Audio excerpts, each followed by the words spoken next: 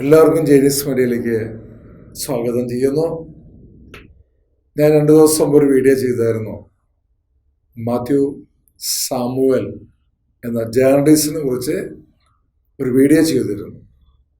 കാരണം 100 വർഷത്തെ കത്തോലിക്ക സഭയുടെ ചരിത്രത്തിൽ ഏറ്റവും മോശപ്പെട്ട പിതാവാണ്, അല്ലെങ്കിൽ വെറുക്കപ്പെട്ട പിതാവാണ് മാർപ്പാപ്പ എന്ന് പറഞ്ഞുകൊണ്ട് ഈ പുള്ളിക്കാരൻ ഒരു വീഡിയോ ചെയ്തായിരുന്നു. ഞാൻ അതിനെതിരെ ഒരു ചെറിയ രീതിയിൽ വീഡിയോ ചെയ്തിരുന്നു. ഒരുപാട് വ്യക്തികൾ പലരും ന്യായീകരിച്ചുകൊണ്ട് സംസാരിക്കും. മാത്യു സാർ സംസാരിച്ചത് അത് ശരിയാണ്, നിങ്ങൾ പഠിച്ചിട്ടല്ല സംസാരിക്കുന്നത്, മാത്യു സാമുവൽ സാർ ഒരു വലിയ ജേർണലിസ്റ്റാണ് എന്ന് പറഞ്ഞുകൊണ്ട് ചിലർ ഈ തൃശ്ശൂർകാര ഭാഷയിൽ പറയണമെങ്കിൽ ആനയ്ക്ക് നെറ്റിപ്പട്ടം കെട്ട് കൊടുക്കുന്നതായി കണ്ടു. ചില വീഡിയോകളും കണ്ടായിരുന്നു. കാരണം ആൾ കഴിവുറ്റ ഒരു വ്യക്തിയാണ്. മാർപ്പാപ്പയെ പറഞ്ഞത് അത് ശരിയാണ്. മാർപ്പാപ്പ കത്തോലിക്ക സഭയെ നശിപ്പിച്ചുകൊണ്ടിരിക്കുകയാണ്.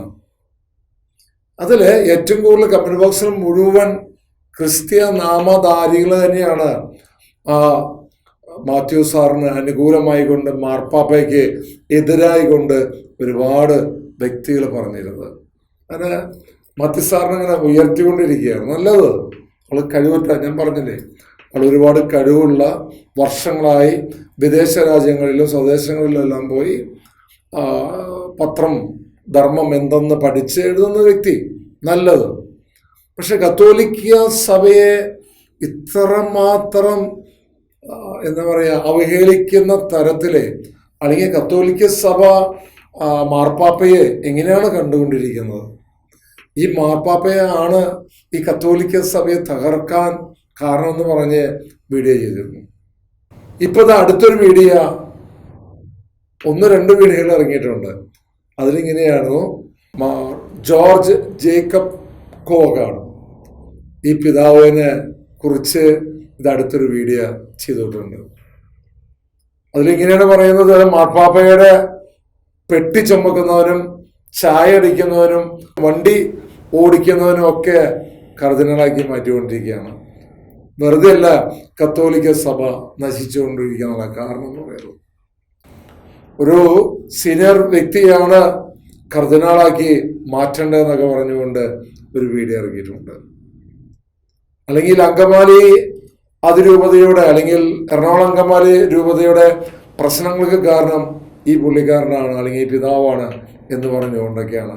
കാരണം മാർപ്പാപ്പയുടെ ചെവിയിൽ ഇങ്ങനെ മന്ത്രിച്ചുകൊണ്ടിരിക്കുക എന്ന് പറയുന്നത് എന്തോ ആവട്ടെ. പക്ഷെ അതിൽ കമന്റ് ബോക്സ് ഞാൻ ശ്രദ്ധിച്ചായിരുന്നു, ഏകദേശം 1400-ലധികം കമന്റ്സിൽ ഞാൻ ശ്രദ്ധിച്ചായിരുന്നു. അതിന് മുഴുവൻ എന്താ പറയാ, മാത്യു അച്ചായനെ, സാമുവൽ അച്ചായനെ തെറ്റുപറ്റി എന്ന് പറഞ്ഞുകൊണ്ട് മാർപ്പാപ്പയെ കുറിച്ച് പറഞ്ഞു കഴിഞ്ഞപ്പോൾ നസ്രാണികൾക്ക് കാര്യമായിട്ട് പ്രതികരിക്കാനൊന്നുമില്ല.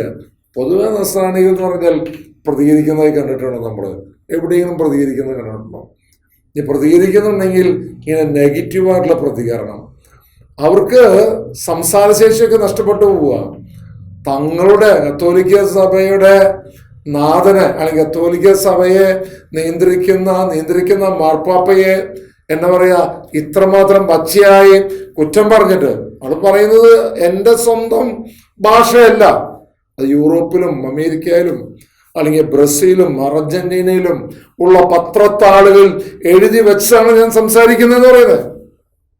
ഈ കോകാട് പിതാവിനെ കുറിച്ച് പറയുമ്പോഴും അങ്ങനെയാന്ന് പറയുന്നത്. അവിടെയുള്ള പത്രങ്ങൾ എഴുതി വെച്ചാണ് ഇങ്ങനെയൊക്കെയെന്ന് പറയുന്നത്. അല്ലാതെ എൻ്റെ സ്വന്തം കാര്യമില്ല ഞാൻ പറയുന്നത്. പക്ഷെ ഈ പിതാവിനെ കുറിച്ച് സംസാരിച്ചു കഴിഞ്ഞപ്പോൾ 1400-ലധികത്തിലെ മഹാഭൂരിപക്ഷവും എന്താ പറയാ, മാത്യു സാമുവലിനെ കുറ്റം പറഞ്ഞുകൊണ്ട് പറഞ്ഞു, താങ്കൾക്ക് തെറ്റുപറ്റി, ആള് കഴിവുള്ള വ്യക്തിയാണ് എന്ന് പറഞ്ഞ ഒരുപാട് വ്യക്തികൾ അതിൽ പറയുന്നത്. മാപ്പാപ്പയെ പറഞ്ഞപ്പോൾ ആരുമില്ല കേട്ടോ. നല്ലത് എന്താ പറയാ, ഇവിടെ ഒരു വേർതിരിവ് നമ്മൾ സംഭവിച്ചുകൊണ്ടിരിക്കുകയാണ്. കുവക്കാട് പിതാവിനെ ആയാലും മാർപ്പാപ്പയായാലും സഭ തെരഞ്ഞെടുക്കുന്ന പിതാക്കന്മാരല്ല അവരൊക്കെ. പരിശുദ്ധാത്മാവ് നയിക്കപ്പെടുന്ന വ്യക്തികളല്ല. അവരുടെ ക്വാളിഫിക്കേഷൻ കൊണ്ടുകൊണ്ട് അല്ലെങ്കിൽ അവരുടെ കഴിവ് കൊണ്ടിട്ടാണോ ഒരു വ്യക്തിയൊക്കെ തിരഞ്ഞെടുക്കുന്നത്? അങ്ങനെയാണെങ്കിൽ നമ്മുടെ ആദ്യത്തെ മാർപ്പാപ്പ മീൻപിടുത്തക്കാരനല്ലേ, പത്രോസ് അല്ലേ? ശിഷ്യഗണത്തിലെ ഭൂരിപക്ഷം ആളുകളും മീൻപിടുത്തക്കാരല്ലേ? നമ്മുടെ നാട്ടിലേക്ക് വന്ന മാർ തോമാസ് ലീഗ ആരായിരുന്നു? കഴിവുള്ള ഒത്തിരി പേര് അവിടെ ഉണ്ടായിരുന്നില്ല, അതുണ്ടായിരുന്നില്ലേ? പൗലോസ് ലീഗ പോലെ തന്നെ ഒരുപാട് വ്യക്തികൾ ഉണ്ടായിരുന്നില്ലേ? ദൈവത്തിന്റെ പരിശുദ്ധാത്മാവ് തിരഞ്ഞെടുക്കുന്നത് അത് സ്വർഗത്തിന്റെ പദ്ധതിയല്ലേ? ഇതൊരു രാഷ്ട്രീയ പാർട്ടിയാണോ നടക്കുന്നത്? ഞാൻ പറയുന്നത്, നമ്മളിങ്ങനെ സ്വയം ടാറടിച്ചുകൊണ്ട് സഭയെ ഇങ്ങനെ കുറ്റപ്പെടുത്തിക്കൊണ്ടിരിക്കുമ്പോൾ ഒരു മഹാസന്തോഷമാണ്. പ്രത്യേകിച്ച് ഫ്രാൻസിസ് മാർപ്പാപ്പ വന്നതിന് ശേഷം ഒരുപാട് കാര്യങ്ങൾ ഇല്ലേ ഫ്രാൻസിസ് മാർപ്പാപ്പയെ കുറിച്ച് ഇങ്ങനെ ലോകം മുഴുവൻ പ്രചരിപ്പിച്ചുകൊണ്ടിരിക്കുകയാണ്. ആ പിതാവ് പറയുന്ന ഓരോ കാര്യങ്ങളും നിങ്ങൾ എത്രമാത്രം സ്റ്റഡി ആയിട്ടുണ്ട്. ഞാൻ നല്ല 6-8 സ്റ്റഡി ആയിട്ടെന്നാണ് ഞാൻ പറയുന്നത്. ഞാൻ സാധാരണക്കാരനാണ്. പക്ഷെ എൻ്റെ അപ്പനെ തൊടുമ്പോൾ എനിക്ക് വേദനിക്കുന്നേ ഇല്ല, എൻ്റെ കുടുംബത്തെ തൊടുമ്പോൾ എനിക്ക് വേദനിക്കില്ലേ? നിങ്ങളുടെ കുടുംബത്തെ തൊടുമ്പോൾ നിങ്ങൾക്ക് വേദന ഉണ്ടാകില്ലേ?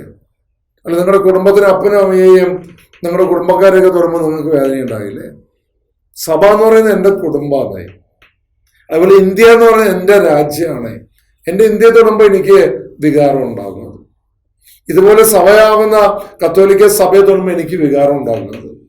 അത് ആര് പറഞ്ഞാലും ഞാൻ അത് പ്രതികരിക്കുന്നു, നല്ല രീതിയിൽ പ്രതികരിക്കും. എനിക്ക് ആരോടും വ്യക്തിപരമായ വൈരാഗ്യവും ദേഷ്യവും ഉണ്ടായിട്ടൊന്നുമല്ല ഞാൻ ഈ സംസാരിക്കുന്നത്.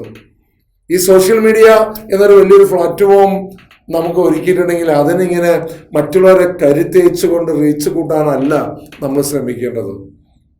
ആ പിതാവ് അവിടെ ഈ കർദിനാളായിട്ട് തെരഞ്ഞെടുക്കട്ടുണ്ടെങ്കിൽ അത് ദൈവത്തിന്റെ പദ്ധതിയാണ്. ആ പിതാവാണ് ഇനിയിപ്പം ഈ കേരള കത്തോലിക്ക സഭയെ നശിപ്പിക്കുന്നു എന്നൊക്കെ പറയുന്നത് എന്തറിഞ്ഞുകൊണ്ടാണ് സംസാരിക്കുന്നത്? ഏതോ പത്രങ്ങളൊക്കെ അവിടെ ഇവിടെയൊക്കെ എഴുതുന്നുണ്ടെന്ന് പറഞ്ഞ് ഇവിടെ എന്താ പറയാ ഇത്രമാത്രം എന്താ പറയാ ആഘോഷമായി പ്രാർത്ഥിച്ച് തിരഞ്ഞെടുക്കുന്ന പിതാക്കന്മാര്, ആ പിതാക്കന്മാരൊക്കെ ഒരു വിവരമില്ലാത്ത പിതാക്കന്മാർ, ഒരു സീനിയർ പേഴ്സൺസിനല്ല, അവിടെ സീനിയർ അല്ല അവര്, അല്ലെങ്കിൽ ആത്മീയ തലത്തിലെ ഉയരങ്ങൾക്ക് എത്തിയിട്ടില്ല. ഇതൊക്കെ പറയാൻ ആരാ? ഇതൊക്കെ പറയാൻ ആരാ?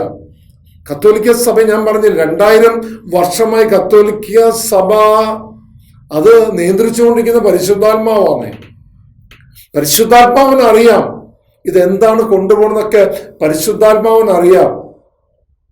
ഇത് എന്നാ പറയാ, ഞാൻ പലപ്പോഴും പറഞ്ഞിട്ടുണ്ട്, ഇത് സാത്താനിക്ക് കുറെ ശക്തികള് ഇത് പല സ്ഥലങ്ങളിൽ നിന്ന് ബ്ലാക്ക് മാസും പലതൊക്കെ നടത്തിക്കൊണ്ട് പല വിധത്തിൽ സഭയെ എങ്ങനെയെങ്കിലും നശിപ്പിക്കണം എന്ന് ചിന്തിച്ചു അവർ മുന്നേറുമ്പോൾ എൻ്റെ പൊന്നുമകളെ തൊടാൻ പറ്റില്ല.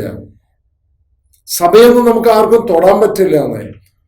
അതിൽ അനേകായിരം രക്തസാക്ഷികളിലൂടെ ചുടുചോര വീണ് സഭ ഇത്രമാത്രം വളർന്നിട്ടുണ്ടെങ്കിൽ ആ സഭയൊന്നും തൊടാൻ പറ്റില്ല. നമ്മൾക്ക് വിചാരിക്കും സഭ തകർന്നു പോയെന്ന് വിചാരിച്ചേക്കാം. പക്ഷെ എവിടെയും സഭ തളരുന്നില്ല. ഞാനും നിങ്ങളും അടക്കമുള്ള ആരൊക്കെ സഭയെ കുറ്റപ്പെടുത്തിയോ സംസാരിച്ചാലും ശരി, ആരൊക്കെ എന്തൊക്കെ പറഞ്ഞാലും ശരി, സഭയ്ക്ക് ഒന്നും തന്നെ സംഭവിക്കില്ല. കാരണം അത് പാറമേൽ പണിത സഭയത്. കാറ്റൂതി അല്ലെങ്കിൽ കൊടുങ്കാറ്റടിച്ചു, വെള്ളപ്പൊക്കം ഉണ്ടായി, എന്ത് സംഭവിച്ചാലും അതിനൊന്നും തന്നെ സംഭവിക്കാൻ പോകുന്നില്ല. അത് സ്ട്രോങ് ആണ്. എൻ്റെ മാത്യു സാറ് കുറച്ച് നാളുകളായി, ഞാൻ പറഞ്ഞില്ലേ താങ്കള് വാക്കുകൾ ഞാൻ ശ്രദ്ധിച്ചായിരുന്നു. ഞാൻ പ്രത്യേക സഭയിൽപ്പെട്ട ആളൊന്നുമില്ല. എനിക്ക് ഞായറാഴ്ചയാണെങ്കിൽ ചിലപ്പോൾ ഞാൻ കത്തോലിക്ക പള്ളിയിൽ പോകും, അല്ലെങ്കിൽ ഓർത്തഡോക്സ് പോകും, അല്ലെങ്കിൽ യാക്കോബായ പോകും, അല്ലെങ്കിൽ പെന്തക്കോസ്ത ചർച്ച. താങ്കൾ എവിടെയെങ്കിലൊക്കെ പോയിക്കൊണ്ടേന്നേ, ഏത് ചർച്ചിലാണെങ്കിൽ താങ്കൾ വേണമെങ്കിൽ പോയിക്കും, അത് താങ്കളുടെ ഇഷ്ടമാണ് പറയുന്നത്. ചുമ്മാ എന്നാ പറയാ, സഭയെ ഇങ്ങനെ എത്രമാത്രം ഇത് എന്താ പറയുക കമന്റ് ബോക്സിൽ ശരിക്കും വേണമെങ്കിൽ പണ്ട് നമ്മൾ സ്കൂളൊക്കെ പഠിക്കുമ്പോൾ എന്താ പറയാ 2 മുട്ടനാടുകൾ നമ്മൾ കൂട്ടിയിടിക്കുന്നത് നമ്മൾ കേട്ടിട്ടില്ലേ? മുട്ടാടുകളെ നമ്മൾ കൂട്ടിയിടിച്ച് അതിൻ്റെ രക്തം ഊറ്റി കുടിക്കുന്ന കുറുക്കൻ്റെ കഥ ഇതുപോലെ ഇപ്പോൾ തോന്നുന്നത്. ഞാൻ നേരത്തെ പറഞ്ഞില്ലേ, റീച്ച് കിട്ടണമെങ്കിൽ സഭയെ തൊടണം. കുറെ സിനിമകള് ഇല്ലേ, ഇതേപ്പോ പുതിയ പടം അതിലേക്ക് കുരിശ് തകർക്കുന്നതൊക്കെ ആയ ഒരു ചെറിയ പിക്ചറുകളൊക്കെ ഇടുന്നു. ഞാൻ ഏത് പടം എന്ന് പറയുന്നില്ല, ഞാൻ അതിന്റെ പേരുണ്ടാക്കി കൊടുക്കുന്നില്ല. എന്ത് ചെയ്താലും കത്തോലിക്ക സഭ അല്ലെങ്കിൽ സഭയെ തകർക്കുന്ന തരത്തിലുള്ള അല്ലെങ്കിൽ അതുമ്പോൾ തൊട്ട് കഴിഞ്ഞാൽ കുറെ ആളുകൾ കാണും.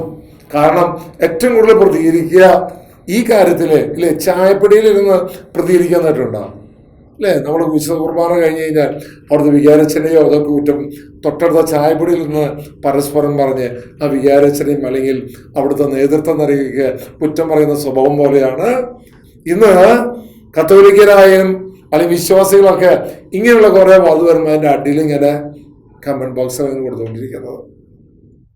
ഇപ്പോ പിതാവിനെ കുറിച്ച് പറഞ്ഞത് അത് ഞാൻ പറഞ്ഞതാണ് അടുത്തൊരു വീഡിയോ ഇറക്കിയിട്ടുണ്ട്. അങ്ങനെ എന്തെങ്കിലും ചെയ്യട്ടെ എന്നേ. പക്ഷെ നിങ്ങൾ ചെയ്യുമ്പോൾ ചുമ്മാ ഇങ്ങനെ കത്തോലിക്ക സഭ ഇത്രമാത്രം താറുമാറാക്കിക്കൊണ്ട് എന്ത് നേട്ടമാണ് നിങ്ങൾക്ക് കിട്ടിക്കൊണ്ടിരിക്കുന്നത്. ഞാൻ പറഞ്ഞില്ലേ, ജൈനീസ് മീഡിയ എന്നും അന്നും എന്നും ഒരാളും വെറുപ്പില്ല, ഒരാളും ഞങ്ങൾക്ക് വിഷമവുമില്ല. പക്ഷെ സഭയെ, സഭാ നേതൃത്വത്തെ, അത് സഭയ്ക്ക് ചിലപ്പോൾ തെറ്റുപറ്റിയിരിക്കാം, അല്ലെങ്കിൽ സഭ എന്തെങ്കിലും ആയിക്കോട്ടെ, എൻ്റെ അപ്പനും അമ്മയ്ക്കും തെറ്റുപറ്റില്ലേ, അപ്പൊ ചെറിയ കുറവുകളൊക്കെ നമ്മൾ ക്ഷമിക്കുന്നു.